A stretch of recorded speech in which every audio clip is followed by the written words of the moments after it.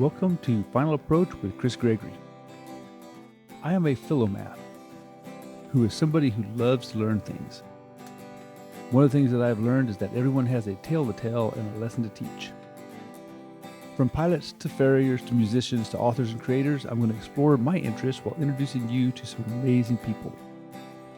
Pre-flight is complete and we have clearance, so let's kick the tires and start the fires.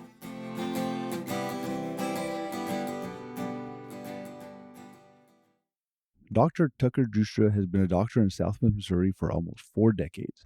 But more than that, he is a healer that embraces whatever works. Even if the establishment does not support or agree with it, Dr. Joustra is going to do whatever is right for his patients. This became undeniably evident during the pandemic, where he and his team saved so many patients by doing what worked. Even though he had been my physician for 30 years, I didn't get to know him on a personal level until lately. He and I got to spend some time boring some holes in the sky, and I knew you'd enjoy getting in on our conversation. We are cleared for takeoff. Everybody, I am very excited. I'm sitting here with Dr. Tucker Joustra on a Wednesday afternoon, and we're not on the golf course. And to get to sit down with a general practitioner doctor in the middle of the day is an unusual situation. So Dr. Joustra has been my doctor for a couple of decades, ever since we've been in this part of the world, and his family's away on a mission trip. The business is closed. Kelly said, why don't you take him flying? I took him flying, and I'm getting to know Dr. Joustra a lot better these last couple of days, and I'm excited for you to get to know him too. So welcome to the podcast. Well, thank you. So, sir, how long have you been fixing people? Actually licensed 38 years. 38 years ago. All right. So how old were you when that happened? I started it when I was 25. I was old for medical school. Most of those are directly out of college. Okay. But I did 4 years in the Navy before I got the GI Bill. Okay. And what did you do in the Navy? I was a hospital corpsman, what the Army would consider a medic. Okay. And so what year was that you were in the Navy? 1974 to 1978. I'll be dang. And so Vietnam was over. Did you see anything over there? No, I was in the Far East, but I didn't serve in Vietnam. And so then you got out of the Navy, went to medical school, and you were a military doctor in the Army as well, right? Well, I was enlisted in the Navy. I spent the last 2 years of my enlistment active duty with the Marine Corps. And then I got out and went to college at Central Missouri State University in Warrensburg. I bought another mobile home. We lived in a mobile home, and I bought another one, and the head of military, they call it a PMO. He was the head of the ROTC program at Central Missouri State, so he rented it from me and then bought it. And he talked to me of an evening, and he'd go, well, I know there's no big oceans here in Missouri, but why don't you join the Army? And I thought, well, that makes sense. It's a nice hobby. And so I went through ROTC and was commissioned Medical Service Corps. Then I was accepted to medical school. And I was in Fort Sam Houston, Texas at the time. So I got to tell them, thanks, this has been fun, but I think I'd rather be a doctor than Medical Service Corps. And they let me out 2 days before my medical class started. So the Army did not pay for medical school then? No. Oh, man. Other than, we did a weekend a month and 2 weeks during the summer, and I got some training from them, but no, it was all borrow high interest money. Okay. So I was a platoon leader in a unit in Colorado in 1990, I guess 92, 93, 94, and that paid $312 a weekend, I think is what we were taking. So you probably weren't quite getting that much in the 80s, huh? Well, I got extra because I was prior enlisted. Oh, okay. And see, they had an extra one. They paid you E5, but I made E5 anyway, so I didn't gain a lot there. But I did gain quite a bit in training because Army has huge hospitals everywhere. Sure. So I could sign up for programs and get paid and go there and learn. And then you became active duty later and did quite a bit during Desert Storm, some of that, right? Yeah, I was activated twice and spent 2 tours in the Middle East. So Iraq and Afghanistan? Kuwait initially in 2003 and then Iraq in 2005. Was that a big mess for your life back here? Oh, yeah, I went bankrupt, essentially. The first time. The second time, a big hospital chain owed me a favor, so they sent 2 doctors up to cover my practice. I got to pay for them, but it worked out a little better that way. Man. But it set me back a few years financially. Wow. Well, thank you very much for your service. That's Oh, you bet. It was a hobby. In fact, I was a guardsman, citizen soldier. I really like that term. And they would say, well, you have a National Guard attitude. And I'd say, well, thank you. And so where were you raised? Oh, north of here, about 30 miles. Out in the country, on a farm, between El Dorado Springs and Walker. And how many siblings did you have? I had 4 sisters. 4 sisters. So you're one of 5, and all the rest are girls, huh? Yeah. Where did you fit into that mix, Doc? Oh, I didn't. They dressed me up in doll clothes, me and the dog. I had a pet dog. That poor dog looked so miserable being dressed up in baby doll clothes. Do you think he said the same about you? Oh, he saved my life a couple of times. He was quite the dog. His name was Pal. He was a black Cocker Spaniel. And how did he save your life? Oh, when I was crawling and little, I just sort of took off and was fixing to tumble down the stairs into the cellar. And he grabbed my britches. Back then they had cloth diapers, and he picked me up and took me off. So there was a story you got to hear about your life-saving adventures, huh? Mm-hmm. Another time involved a snake, and he had no fear. So, and I don't know whether it was poisonous or not. According to Kelly, they are all poisonous. Oh, well, then he got his just rewards, got stomped. Were you an athlete? Kind of an athlete. I played football, broke my arm. That was the best thing for me because then I got to sit with the cheerleaders, which is what I wanted anyway, and didn't have to play. And my dad, he said, you know, son, I hated you playing football. I'd have paid you $50 not to play. And I said, well, why didn't you tell me before I broke my arm? And what did your dad do? He worked he was a trucker for Tyson's, and he worked on the farm.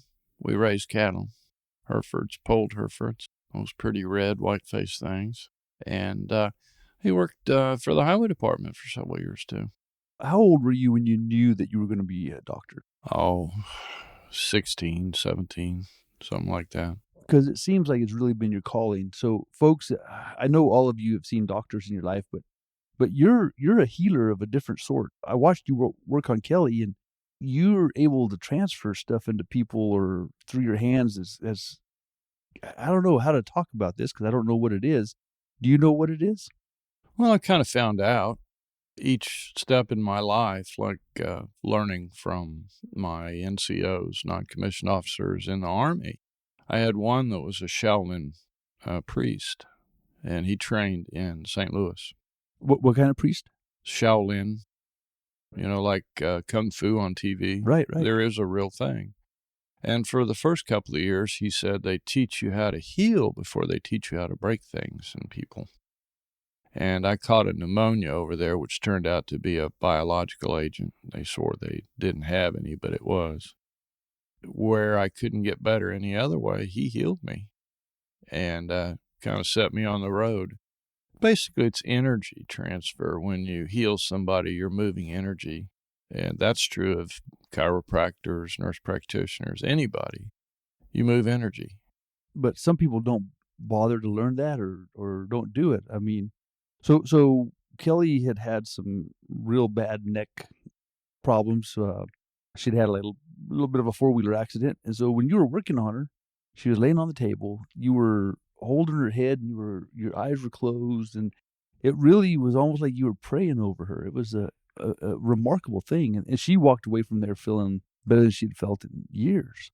I'm glad I could help. No, the story's kind of interesting, and it goes back to first when I interviewed at Kirksville College of Osteopathic Medicine. There's 2 different branches that can fully practice medicine in the United States. One is the MDs, or allopathics, And then there's the osteopathics. Our philosophy is different. Structure and function are related, and we learn how to work on structure and make function work better. In fact, when I got the actual chance to go talk to him, I looked around and this AT still this and AT still that. And when I went into my, where they asked me questions, I said, SAT still must be a real important guy whose name's on all the buildings. And the lady goes, well, he's the founder of osteopathy. Okay. So I learned the hard way there. They accepted me anyway, though. And so osteopathy is what you practice. Yes, I'm an osteopathic physician. Are you also an MD? No. No. Oh, I did not know Nope. that. DO. DO. And what does that stand for? Doctor of Osteopathy. Doctor of Osteopathy. All right. Well, that's kind of cool to learn. I did not know that about you. You're also like a kind of a magic chiropractor. It might look like that, and on bad days when I wasn't sleeping but a few hours a week, I might fall asleep for a few seconds, but I do that. I close my eyes because I don't need them. Everything is feel. Okay. I touch, and so you just cancel out that part that you don't use, and it sharpens your diagnostic skills. Well, when I was competing really hard, I would see you quite often for my wrists. It seemed like I lived in ice packs, but you would always set me right for a little while. You did recommend that I start hammering left-handed, which wasn't an option. When did you get married? How old were you when you got married? Let's see. I was 19 and Deb was 18. I'll be dang. So you guys were married a long time. Oh, yeah. Yeah. And how many children did you have? 2. Well, your daughter is Stephanie, and she's on the worship team with us, and she works in your office. She's the office manager. She says she owns the place, and I just work for her. Oh, really? Does she sign the paychecks? No. Okay. That's me. And how many people work in that office, Doc? Let's see. 2 nurses, 2 practitioners, and 2. That's 6. So it is a busy place. I own the building and the practice, so I don't have the luxury of having a lot of extra people. But we all work kind of like a family. We get along just fine. Nice. All right. So we went flying the other day, and you were going to become an aviator at one time. What was that? That was my first dream. But then I found out that vision back then was such a big deal to be a fighter pilot, and I wear contact lenses. My vision's 2800. I'm legally blind without them. And that put the kibosh on me being a fighter pilot. And the difference thing, I guess, was steered into wanting to be in medicine. I saw you on your phone, and you didn't put anything on it, and you cut a big old lump out of my head not too long ago without any glasses on, and so I guess those contacts must work pretty good for you. Oh, I've worn them ever since I was in Okinawa back in 76. The little guy that fitted me was Japanese, and he didn't speak a lick of English. And he handed me a book on how to put them in and take them out, also in Japanese. So I had a heck of a time figuring out how to get them boogers out. And that was in the 70s, huh? Yeah. And were they hard ones back then? Yeah. They were hard, and you had to... Well, no, these were semi-permeable, so they were soft, but you weren't supposed to leave them in overnight. They would sort of mess with you. Now you've been in Lamar. What was it like starting to practice self-employed right out of medical school? Well, I didn't have anybody to really pattern myself after, but I decided that I would treat people the way I want to be treated.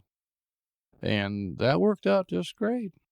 So I've been doing that now for, 37 years. Well, that is the golden rule of business. Anytime you got to make a decision in business, if you say, if I were the customer and my farrier did this, what would I want my farrier to do? If the horse lost a shoe, I want my farrier to come put it back on. And it's not always an easy answer, but if you do that, you do have quite a successful business. I have. Have you ever had a partner? Yeah, I did. How was that?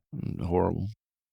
Different principles, different morals, different things.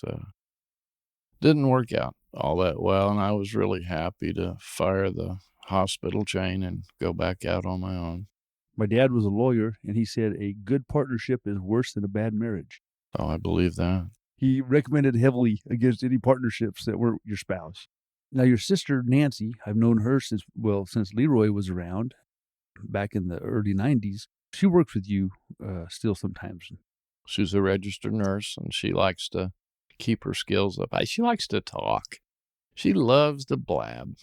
So she fits right into the office. We run a little slower when she's working, but that's okay.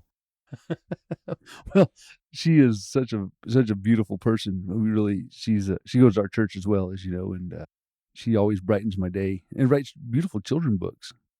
She does. She just wrote another one that she's a published author, and that's amazing. That's what she kind of wanted to do. Well, it's worked out well for her. Do you have any stories you'd like to tell? Well, yeah, I can tell you a story about my sister Nancy. Leroy's a coon hunter, and the only time I went coon hunting with him, he made me carry the dead coons he shot out of a tree, and there was probably 3 or 4 of them, 30 pounds each. And I learned I didn't want to be a coon hunter. But anyway, he had a surgery on his knee so he can continue to coon hunt. And I got a panic call from Nancy that Leroy is dead. And I drove, had a Camaro back then. I could do 150 on a straight. So I got to the house, and sure enough, Leroy had passed. And we had the ambulance there, and we did a full code, and he was gone. I went ahead and stopped the code, and that just means we're not going to do any more chest compressions or anything. Nancy was walking around going, "What now, Lord? What now?" And I thought, well, the shock, maybe she'd lost her mind. She'd go, "What now, Lord? What now?" And I got a chance to ask her a while back. And she says, things happen for a reason. So something else is, I don't know that she said good, but something else is going to happen. And I just went through that with my wife. And that was the first thing that came into my mind was, what now, Lord? What now? And do you have an answer? For me, not yet, no. For her, I've seen her grow. She published books. She helps people. She reaches out. She's just quite a godly woman of faith. Me, I'm trying to be godly, maybe a little bit on the crusty side, but I'm still waiting to see what's in store. So we are sitting here in March, and Debbie passed away December 11th. So we're 4 months since. Yeah. Wow. Well, that's quite a story. So Leroy's surgery, did it lead to his death? No, he had a bad thyroid, and we were sitting playing pinochle. They just love to play that silly game. And he said, I got a problem between El Dorado and here, which is about 60 miles. He says, I got to pull off and take a nap at least twice. Wow. I said, well, that's not right.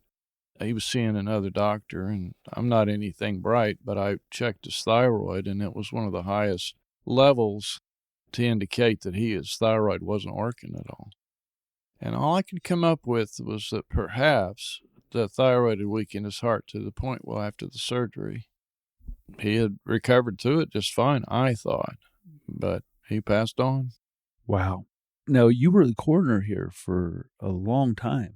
Yeah, cut down on paperwork with Leroy. Oh, yeah. Well, I think that's coroner humor right there, huh? Well, yeah. That was 2005, and my sister also died of metastatic breast cancer, and 2 weeks later. So she died 2 weeks after Leroy? Yeah. Oh, I did not know that. So I kind of was looking forward to Iraq. I said, at least I know who was shooting at me. Wow. Actually, Iraq wasn't as bad as some places I've been on a Saturday night. You were telling me that you got sprayed by a crop duster. Yeah, I was out 4th of July. We always had a big doings at our house and shot off fireworks. And yeah, that reminds me of a good story. Remind me about that. There was a crop duster that was turning over our land and going down to spray. All of a sudden, there was this beautiful white cloud just right behind that crop duster, and I was admiring how pretty it was in the sun until it hit me, came over me, and he had ruptured a high-pressure system in his sprayer system, and it unloaded, I believe it was 500 gallons worth of chemical just one time. That messed me up for a few weeks. Couldn't walk, couldn't see straight, couldn't drive. Well, probably if you had bed bugs or fleas, took care of them then. Well, that was the thing. It didn't kill I had bugs in the corn and didn't kill either one. It didn't kill them Japanese beetles, and it didn't kill that fungus that gets on them. Huh. All it did was just drench me, I guess. Oh, man. So how did you treat yourself? I have a friend in Joplin. They, two women that own a herb shop, and they have these foot baths that are ionic. And I went down once a week, and the stuff that I got all over me was the same stuff that came out through the foot bath. You could smell the same chemical. And I did that once a week until I quit smelling the chemical. Wow. So, Took a whole year. oh my goodness. And so you said you had a good story about 4th of July. I like things that go boom. I would say I'm a pyromaniac, always have been. So I stopped at an Army-Navy store and I bought a 100,000 candle power flare. I thought that was pretty neat. So Nancy and Leroy were at our house playing pinochle. I said, guys, it was getting dark. I said, guys, come out here. And I popped that thing off. And it was way up in there, and then there's a parachute and this bright light. It comes on down, and I make sure it doesn't set anything on fire, and we go back to playing pinochle. And about 15 minutes later, the knock on the door. It was the sheriff's deputy, and he goes, Doc, have you seen an airplane crash? I said, no. So I close the door and go back to playing pinochle. And about 15 minutes later, there he is again. He says, Doc, the sheriff wants you out at the airfield. Well, I knew I was in trouble because we went under the overpass, and there was emergency vehicles parked everywhere, and there were planes and helicopters and you name it. And the sheriff goes, Doc, did you shoot off a flare? And I went, yeah. He says, well, you live in the county, so it's not against the law, but next time you do that, you let me know, okay? Yeah, the people on the helicopters wanted to strap me to the rotor, I think, at that point. I told them they need to get alive because it was Saturday night and I was going to be playing pinochle, but anyway. The paper came out the very next week that a UFO had been sighted from Mount Vernon. I got the paper clipping. It said that they'd consulted with the Space Command or whatever it was at the time. Was there any space jump coming in? Nope. Well, they were sure they'd seen a big old UFO, big bright light coming down. So I had the most fun I've ever had with a $10 flare. Surprised you haven't bought more of them. Yeah, I've maybe grown up a little bit. Yeah, I was in an infantry unit, and you know the RT simulators? Mm-hmm. Now, those things, when you're not expecting them, can really make a blast. And we were in Fort Carson and set those off for fun. And for things that go boom, those things will suffice for sure. Most fun was det cord. I never got to play with that. Probably all I'm going to say about that. You can cut trees down with that stuff. It just wham. Pretty neat. Did you ever get to see a claymore go off? Oh, yeah. This side faces out, I believe is what it says. You sure don't want to get it backwards. This side towards enemy, I think. There you go. Yeah.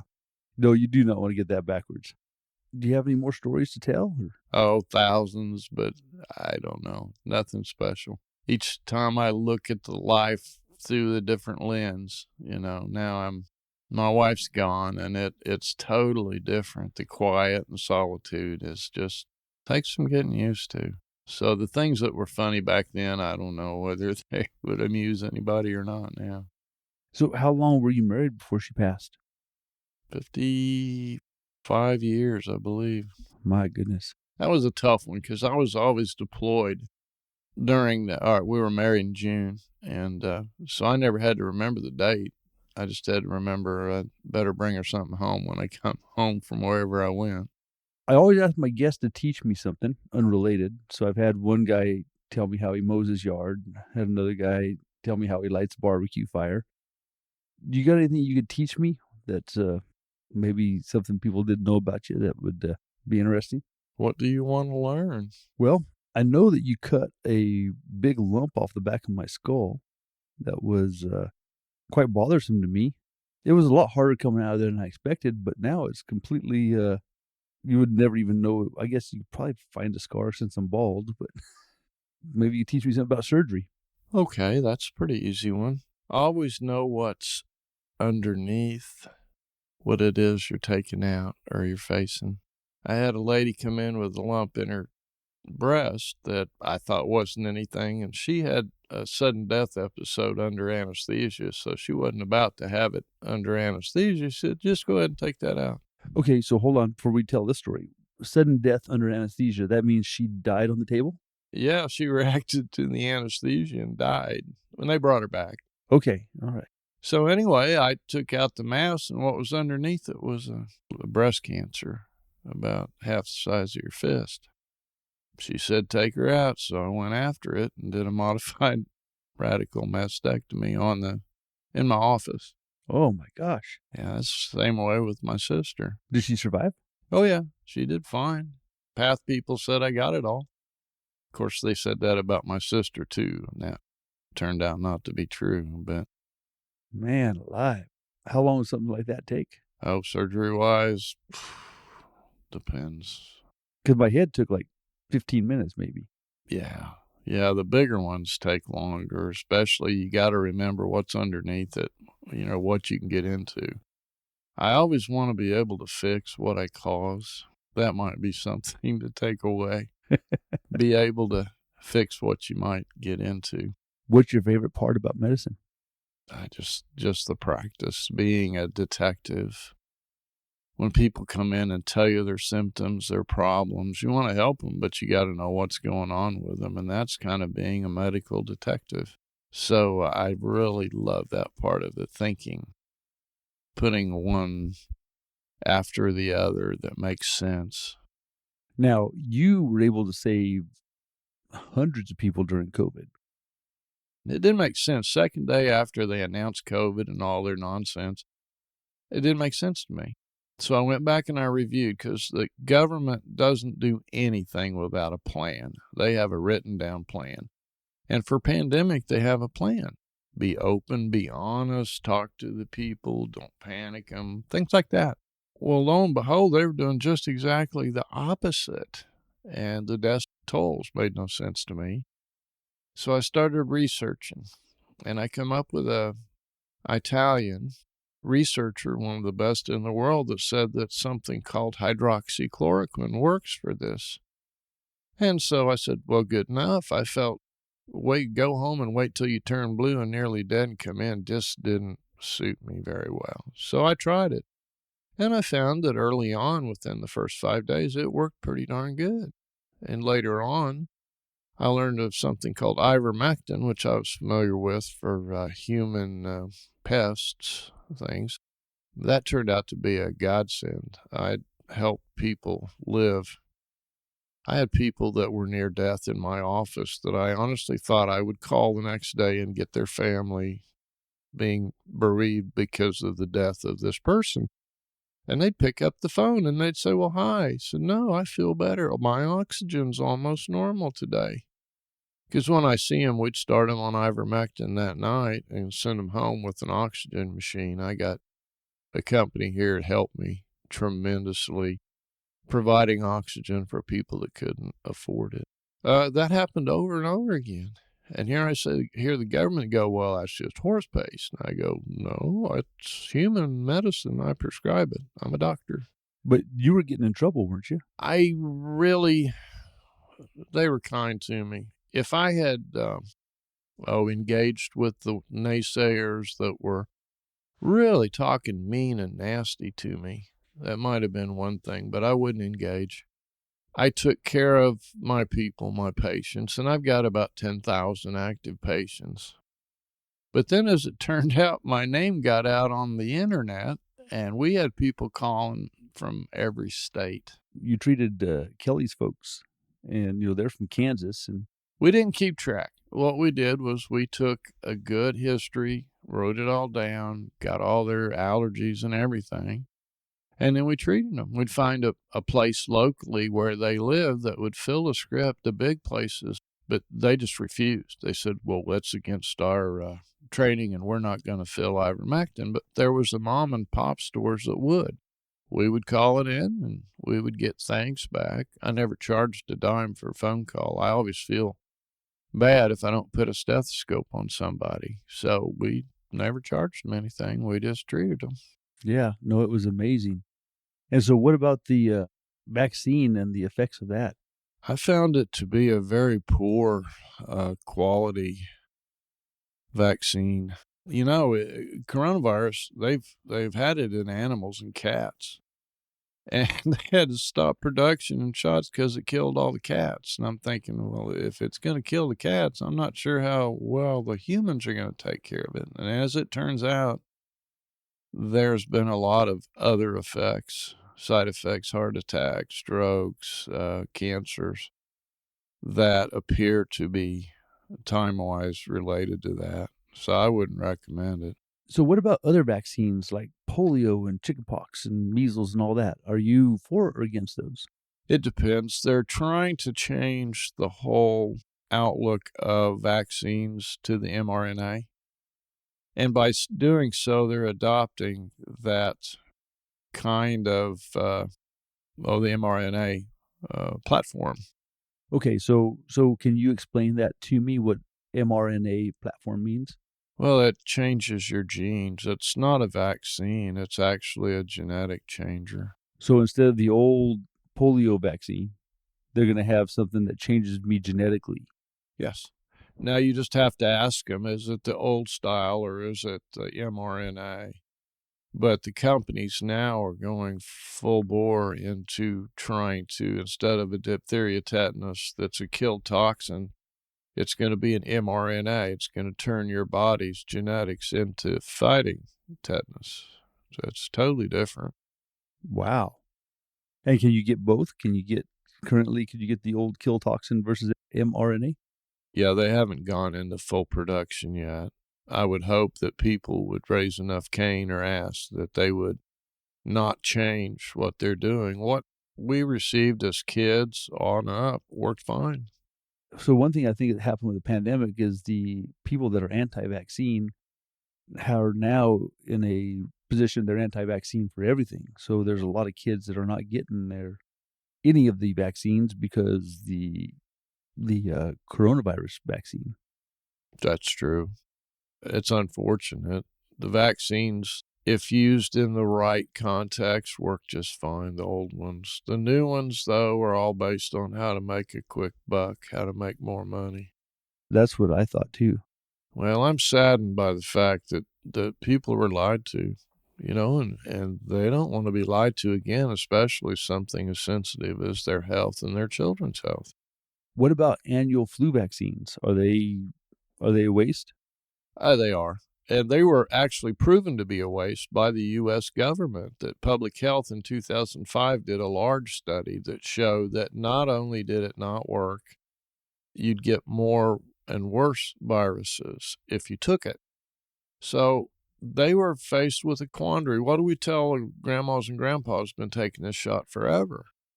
And they came on, well, let's target the kids and give the kids the flu shots to protect grandma and grandpa. Well, that's a lie. I mean, anybody with common sense, you take a shot to protect yourself, not somebody else. Unless you're a Secret Service agent. Oh, I guess I don't know about that. Different kind of shot. I tell you what, I had COVID, had it seriously, just about died from it. I remember. And it affects things, especially memory.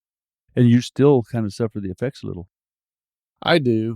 I'm not senile. I just have some trouble remembering things, but Did you lose your taste and smell with COVID? I did. I made me the biggest liar in the world. My wife would say, "Honey, how's that taste?" "Oh, it tastes good." It tastes so good. I couldn't taste or smell anything for months. Yeah, she was touchy about her cooking though. So The loss of taste and smell for me was one of the strangest sensations.